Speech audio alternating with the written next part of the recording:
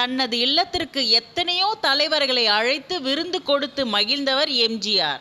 அவருக்கு ஒரே ஒரு முறை காமராஜரை தன் இல்லத்திற்கு அழைத்து விருந்து கொடுக்க வேண்டும் என்பதுதான் அந்த விருப்பம். ஆனால் எப்போது அழைத்தாலும் காமராஜர் சிரித்தபடி சொல்கிறேன் என்று ஒற்றை வார்த்தையால் தவிர்த்து விடுவார்.